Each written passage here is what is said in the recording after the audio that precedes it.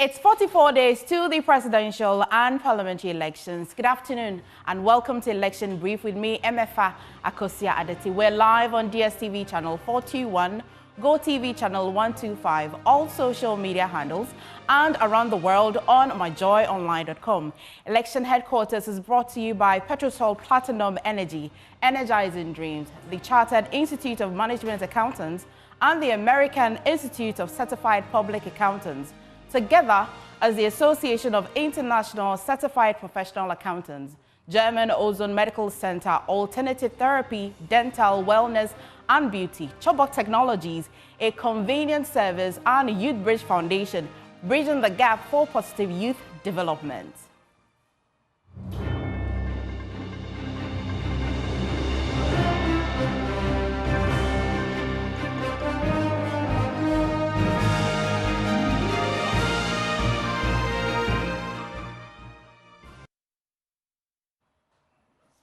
Welcome back. Now, Joy News source at the Electoral Commission have uncovered that the EC does not have any plan to put any constitutional instrument before Parliament ahead of the 2024 general election. Former Majority Leader Kyei-Mensah Bonsu has told Joy News that the 2024 elections could be threatened if Parliament is not immediately recalled to allow a yet-to-be-elected CI to be mature. Now, in a yet-to-be-aired interview on PM Express, Mr. Kyei-Mensah Bonsu said the elections are at risk if Parliament remains adjourned due to the mandatory 21 sitting days needed for the CI to mature. In election years, the Parliament would not sit beyond 7th November. That is exactly 1 month before the conduct of elections. Everybody will want to be in the field. So the practice has been that not later than 7th November, the third meeting should end. And if there are matters to be transacted, it will be transacted within that time. So if the Speaker had summoned Parliament on the 1st of November, then the CIA from the EC, if it was to be introduced, will find accommodation within the space of time. Then he indicated to me that, he was outside, and gave me the indication that, well, maybe 8th could be possible. So I thought that, okay, between 8th and the 7th of November, the worst case scenario, maybe they could conscript 1 or 2 Mondays to meet on them to make up for the 21 sitting days. That didn't happen. You come on the 15th, and as I'm saying, the practice is that it doesn't go beyond the 7th. Now I'm told that even the instrument, I don't know whether it's been laid or not. If it's not been laid, we are imperiling the conduct of the elections. If it's been laid, and that by practice Parliament may not go beyond 7th November, what are we doing? So whether it's been laid or not, we are possibly approaching a crisis situation on this. Yes. And that is why it's important for Parliament to sit, even if not to transact any business, at least to allow for the running of the days.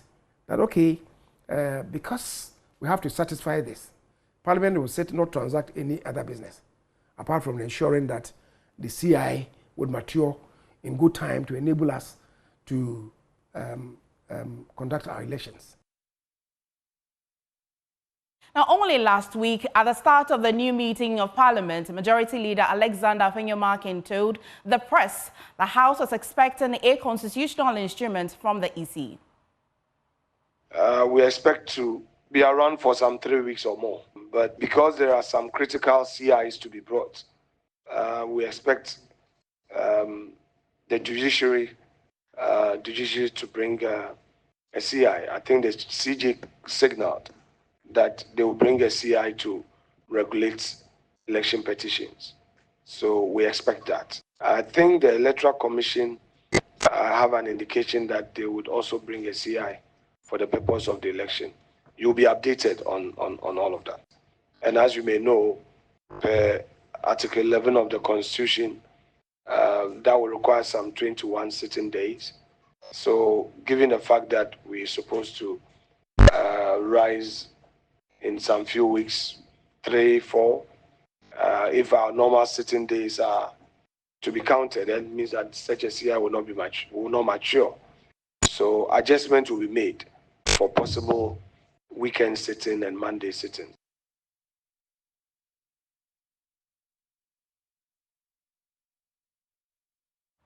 So, is the EC preparing to lay a new CI, and what does it entail? Now, our parliamentary affairs correspondent and member of our political desk, Kweku Asante, joins me in studio with details. Kweku, now you have been checking with Parliament. What particular CI are we talking about? So you will recall that at the start of last year and this year, the Electoral Commission has been pushing to lay a new constitutional instrument that would have made the Ghana card the sole identity document to register as a voter. Now, the EC faced stiff opposition from both the NDC and in some part the majority in Parliament at the time, who all raised concerns about the number of persons who had been registered onto the NIA database. It is for that reason that the EC dropped those plans. We have checked with the Electoral Commission and we have received confirmation from really high-placed personnel in the Commission who say that as of now, they have absolutely no plan to lay a new constitutional instrument that will guide the conduct of the election. And in fact, it is barely 44 days with all the uncertainties. They are clear in their mind that they are going to use the 2 existing CIs that is already in force, that did guide the 2020 election to conduct the 2024 election. And they say they have no plan to do so. According to these sources, the Electoral Commission really believe that the legal regulation and the framework that are currently in place are enough to guide the conduct of the election. You will recall also that on the 7th of March this year, the Electoral Commission did hold an IPAC meeting with other political parties.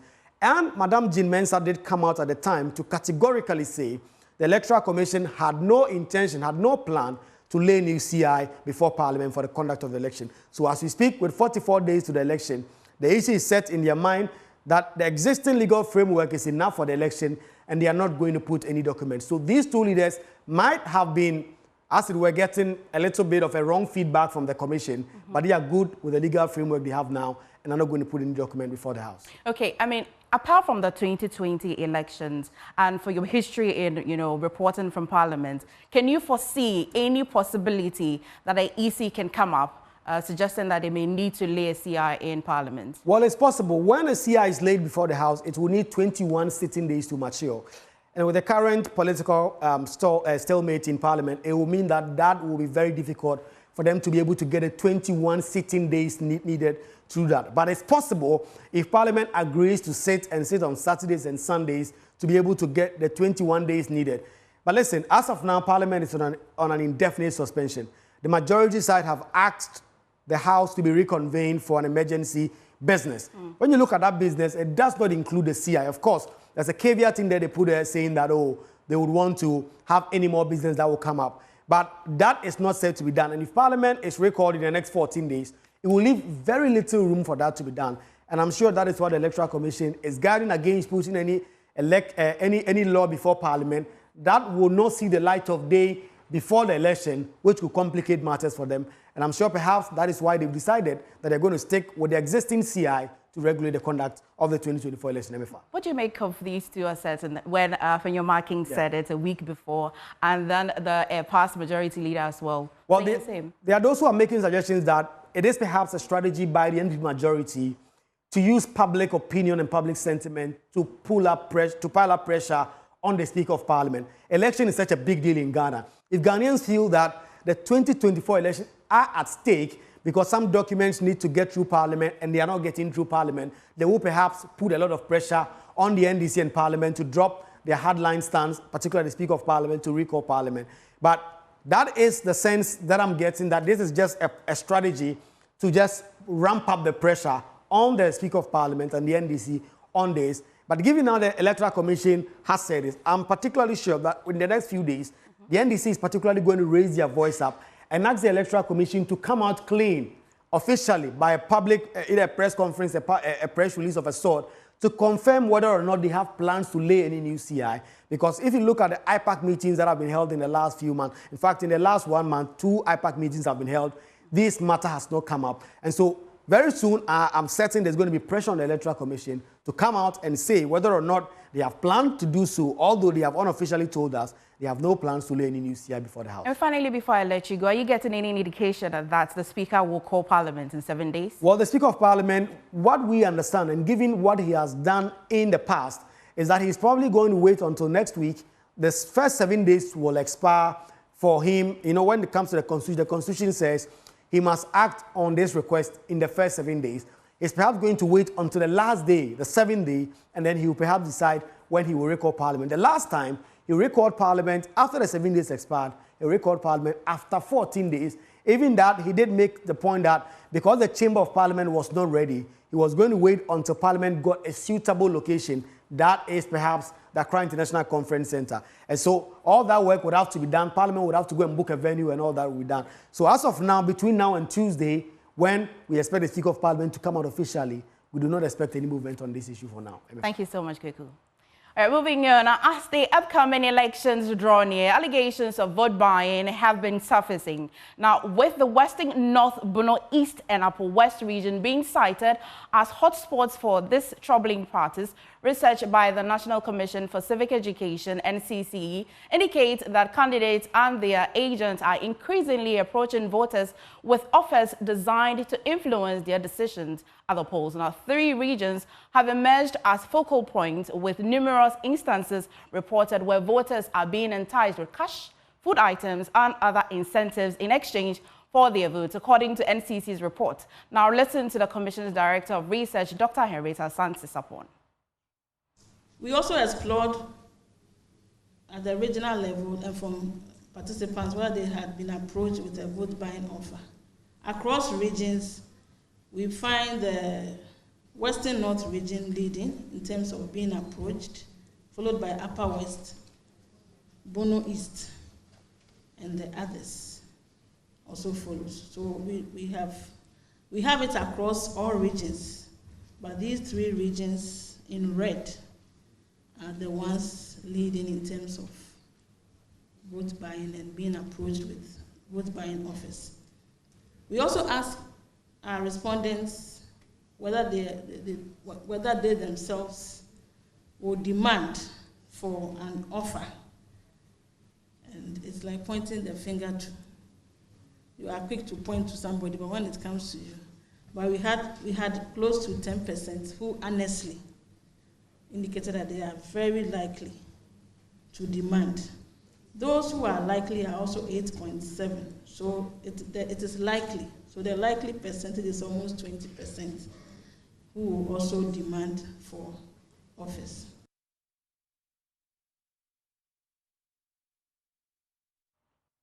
The New Patriotic Party is accusing the opposition National Democratic Congress, NDC, of acting to disrupt government business in Parliament. This comes in the wake of recent happenings in Parliament, where Speaker Alban Bagbin declared 4 seats vacant. Now, giving the NDC a temporary minority on the floor. Addressing a press conference at the NPP party's headquarters, Director of Communications for the NPP, Richard Ahiagbah, alleged that they have uncovered a secret document called Winning the 2024 Elections and Beyond, a comprehensive NDC document put together by the opposition NDC to capture power through the legislature. The document consists of 11 chapters, each directing the NDC on various disruptive, unfair, and outright crude tactics to aid its capturing of power in 2024. The secret document goes beyond the ordinary strategy or action plan you would expect a political party to operate with. This secret document is a deliberate ploy by the NDC to hoodwink Ghanaians. In other words, to dupe Ghanaians of their votes. From what we have read in the document, the NDC had a plan right from January 8, 2021 to frustrate the government and make it unpopular through foul means to win power December 7, 2024. One would think that any political opposition party would do same. Indeed, that is not problematic if those plans are legitimate and in the nation's best interest. However, this document we have uncovered from the NDC promotes crude, undemocratic, and unpatriotic means of achieving political power. We will focus, as we go on, we'll focus on the document's central theme. It has a central objective, which is for the NDC to obtain power by every means necessary, fair or foul, but primarily through foul means. The document admitted that the NDC lost the 2020 presidential elections fairly and squarely. According to Richard Ahiagbah, the NDC's opposition to the e-levy, as well as recent happenings in Parliament, are all planned out in this alleged document. Our Director of Communications for the New Patriotic Party, Richard Ahiagbah, joins me via Zoom. Good afternoon, said. How long have you had this document and why now? Well, thank you very much. Good afternoon to you and to your viewers. As to how long we have it, I don't think it's material to the conversation, but it's a document that we have obtained and have studied it in terms of content and observation, and have come to the conclusion that it's an information we want to share with Ghanaians such that people will be informed and making their decisions on December 7th, 2024, would have to take that into account for which party they want to vote for. Because we believe fundamentally the document promotes some unethical, immoral ways of gaining access to power, which we shouldn't encourage in our country. You don't think that how long you've had this document is quite immaterial to this conversation, as you've cited that it admits that it lost the 2020 elections? You don't think that for the span of 3 to 4 years, it's not important that we ask how long you've had it and why now? Well, so the document has been in existence since 2021. But as to how long I have it, I don't think that will change anything as far as the content discussion we're going to promote. So that's why I said so. But we've had it for a couple of days and have studied its content.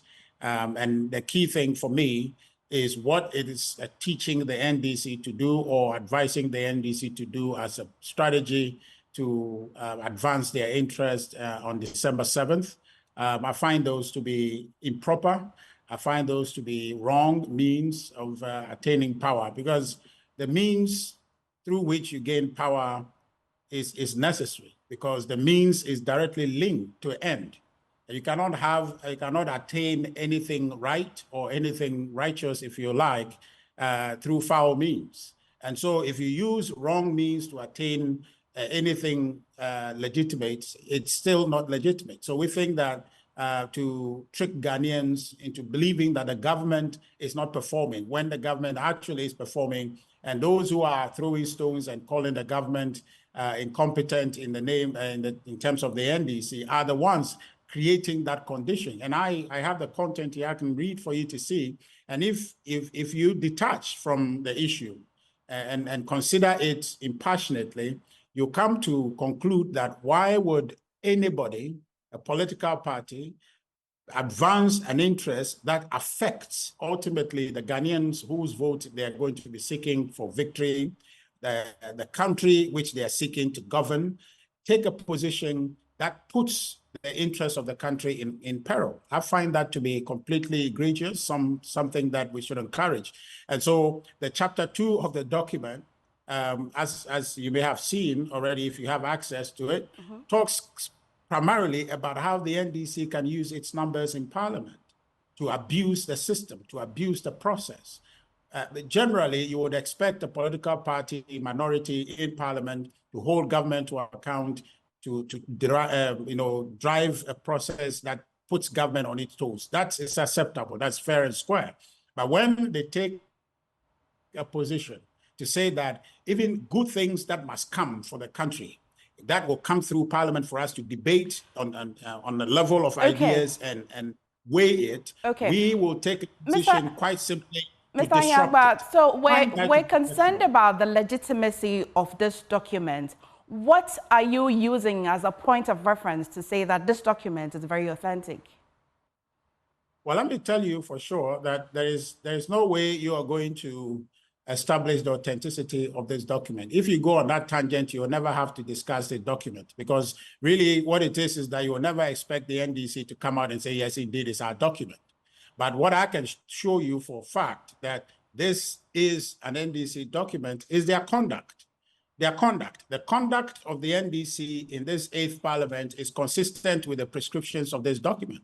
And so for me, when you know for sure, it will be infantile for the NDC, and I know that they're better. They won't come and even close to admitting that this is their document. Yesterday, I was on one program, I think on your station with Mustafa Gbande, my brother.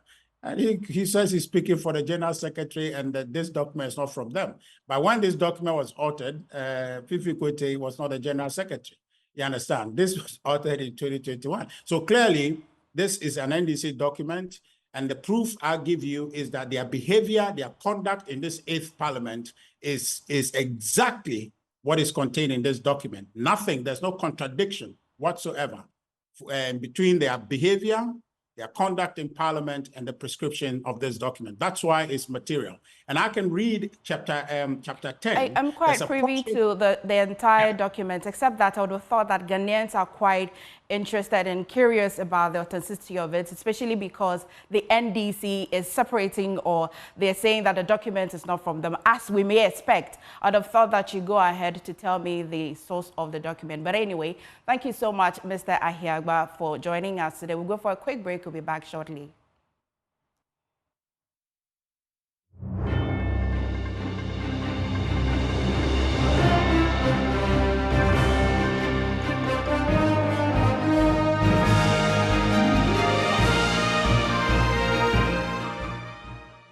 Welcome back to Election Brief. Now, later this afternoon, Joy News, in partnership with Catholic Relief Services, will bring you a special broadcast of women, power, and politics at 4 p.m. We'll be assembling very influential women of all walks of life for a constructive engagement on how women are leveraging politics and leadership to drive change in governance, national development, and decision-making, not only in public offices, but also in the corporate world. Now, key among today's discussion focus is empowering the next generation. How can young women follow in the footsteps of the torchbearers, coordinator strategic partnership and projects for the Joy brands Emefa Atiamwa Eli, and the host for today's dialogue, Sweetie Abochi, joins us in studio. Davia Emefa and Sweetie in pink. Now that is a real pink October. Thank you. Emefa, tell me, why are we doing this? We are the election headquarters. And it's the election season, of course. It's that time we want everybody to be part of the conversation, the discussion going around the process, what is happening, why are you not hearing a lot more of the women and the process? So as part of our election communication strategies to get everybody be part of the process, we thought it wise to have this special broadcast. Of course, this program, we already have it on our channel, and Sweetie, like you said, is the host. But this is a special one because it's going to be live, and we are going to have a live encounter and engagement with these influential women who have seen it all and are also able to mentor the younger ones who are coming. Essentially, that is just it. We need women to be part of the engagement as we are getting close to election 2024. I know December it's just 7th. starting in like few hours, but please let me in. What are we to expect? So, as I said, it's a live engagement. We are going to have a panel. We have two influential female politicians with gender advocates who are going to be moderated by Sweetie to look at some key issues that matter so much to women. Things having to do with stereotyping, having to do with putting women, at the background, yes. With things having to do with affirmative bill and all of that. So that's just something you can expect, but there's a lot more. We are also going to be having live studio audience who are going to be engaging these panelists on their own concerns as far as encouraging women to take up leadership roles and also in governance here in Ghana. Let's go to Sweetie, who's been hosting this already, and I'm quite curious, engaging with these very influential women, I mean, over the weeks already. What have you been picking up already? That we're all really the same, you know, MFA, the two MFAs. When you listen to these powerful women, like I like to call them, you get the sense that all the issues that we think are unique to us as individuals are the exact same issues they have. But the trick is how they approach these issues. For example, limiting behaviors. For example, you can talk about the imposter syndrome. They've all experienced it. But how did they navigate that to reach where they are? Of course, society would, you know, discriminate against you because you're a woman. And they think it's a minority, but really it's not. We've been here, we are doing it, we're changing the narrative with the affirmative action bill passed, and we are making so much progress. And the key point for me, after engaging with so many women, information minister, members of parliament, like Jifa Gomashi and the rest, they all tell you that our problems are all the same. The difference is in the approach. So what you see as the end to a journey, another woman might see an opportunity to create another path. And that's really what separates us from those who are not as successful as they would like to be. We only have 2 hours. I've seen that MFA says it's 4 p.m. to 6 p.m. today. However, there's so much to talk about when it comes to women. So for today, any particular key interests you'd be discussing? We're looking at representation in governance, in terms of development, and we're looking at corporate leadership. Now, let me take the politics bit of it alone for today. If you look at the last 3 elections that we've had, 2012, 2016, and 2020, you see that we've made a lot of progress. We came from 29 women in parliament to 35 women in parliament, and now we have 40 women in parliament. And even with the primaries just ended, that number's reduced, you know. And so in terms of representation, it's a key aspect that we cannot overemphasize. We're looking at politics, we're looking at corporate decision-making, and we are looking at the entire gender advocacy as a whole. And that's why we have Madam Sheila Minka Premo, Esquire, to come and shine light on why it's absolutely important that we have a conversation like this. Okay, so she is one. MFA, any more other guests coming? Yes, we have Honorable Comfort Doyo Gansa. I know that woman and I love her. We also have Sheila Batel. She's the MP for Ablekuma North. All of them will be here in the studio for that live session. Any other thing you want to tell me that I didn't ask you about? Of course, I'd like to mention that we are doing this in partnership with the Catholic Relief Services. They've supported us greatly, and we are doing quite a number of projects with them. And for them, this is very key.